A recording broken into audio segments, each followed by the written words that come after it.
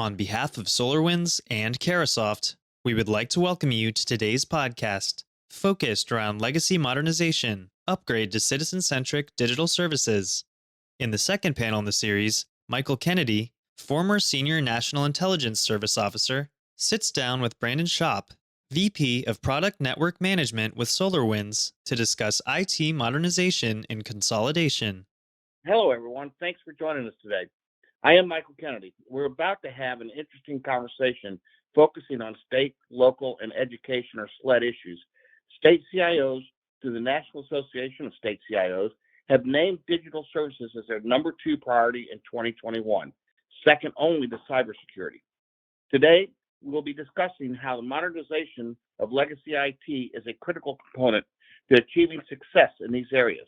Critical to realizing success is the modernization of legacy IT, including cloud migration, remediation of bottlenecks and silos, and deepening the pool of talent to draw upon for needed skills.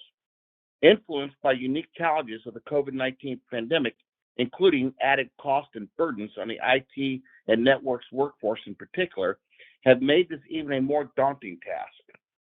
Our guest today is going to look at various primary issues for how state, local, and education entities can best achieve milestones for effectively transitioning and evolving modern digital services while maintaining strong cybersecurity practices.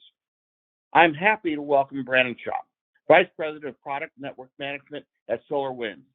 Brandon previously served as Director of Product Management in 2011 before becoming Senior Director of Product Management in 2013. He also served as Senior Director of Products at Embarcadero Technologies and Vice President of Product Management at Alienwall prior to assuming his current position with SolarWinds. Thanks for joining us today, Brandon. And let's get started.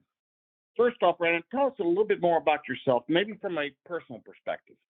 Sure, absolutely. And again, thank you to yourself, Michael, and Fed Insider and Carahsoft for this today. So really appreciate that. But we're talking about state, local, and education. So from a personal perspective, this actually hits quite close to home for me. My wife actually works for the University of Texas at Austin. As you can tell, I'm out of Austin, Texas, where our corporate headquarters is. And so she actually oversees, amongst other functions, IT for her district. So this is something where even in the evenings we try not to talk about work. Sometimes we kind of fall into that trap and talk about this. I hear about some of the challenges that she faces there, from an education perspective, working within a state agency. So always good to kind of learn and hear about some of the challenges there. So that's, I guess, a little tidbit about me from a personal perspective. I tell you what, with that kind of a partnership, it's kind of hard not to talk about work at home sometimes. It is, you're right. I could imagine that. So thanks a lot. Now let's dive right in. There have been a lot of cybersecurity challenges that federal, state, and local agencies have been facing this past year during the pandemic. It's not just about cyber attacks, is it?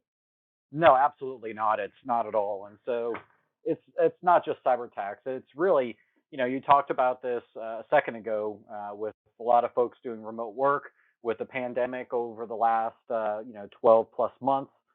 Of course, we had the election as well. A lot of people, forget about that. Like it was so long ago. But that was, of course, put a lot in the election headlines and a lot within the state, local, and even to a certain degree, the education. And then, of course, with COVID, we definitely saw digital transformation, which we'll talk about here today, really speed up with cloud computing, but also looking at IT consolidation and modernization. It's really all impacting, federal, state, local IT teams who are really delivering what are increasingly critical services, whether it be to citizens, to their employees, to war fighters, to whatever it may be that they're having to service. Well, thanks.